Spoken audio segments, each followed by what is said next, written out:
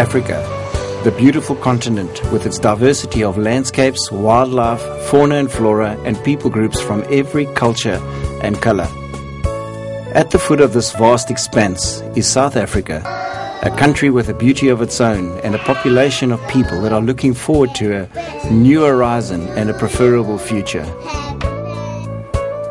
On the east coast of South Africa is another gem called the Eastern Cape, and more specifically our area that we operate in, the border region with its golden beaches and rolling hills.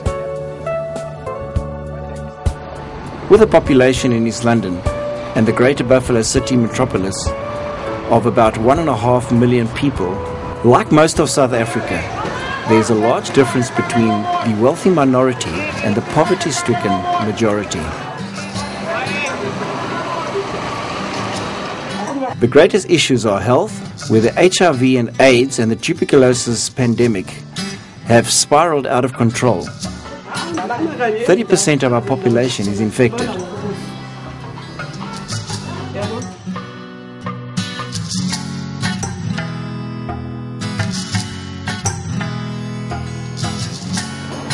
Less than 30% of our children starting their schooling careers complete the process.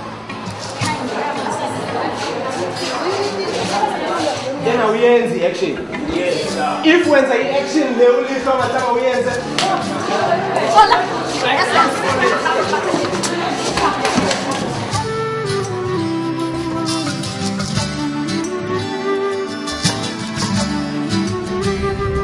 The unemployment rate is around 60%, with 51% of all income earners earning less than 800 Rand per month. That is around $100 or 61 euros. In the past, money was thrown at the problems, which only brought about short-term relief and not long-term self-sustainability. Sophumelela was established in 2004 to combat this regressive process. Sophumelela means we will succeed in Xhosa, the language of the majority of the population. Sophumelela's vision and mission is quite simply to see a society free from AIDS and suffering. We will achieve this by applying biblical principles, spiritual oversight, and Christian values to medical care and treatment, education, social enterprise and development, replication and partnerships. Currently, Sophumelela has a clinic. Hello, my name is Liesel. I'm the pharmacist here at Sophumelela. I make sure all the antiretroviral drugs go out, everything's done correctly.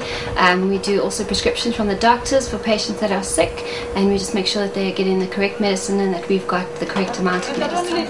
There's lots of changes coming in Sophumelela. I think our biggest thing is just the time and our space. As you see, it's tiny here, and there's normally 3 of us working in this small space, so I think that's a very big challenge. The children are my biggest passion, so it is just helping the children and making sure they're taking their medicine correctly and finding out what problems they have and helping to solve those problems. A hospice. And just to make the public aware that there is hope for people.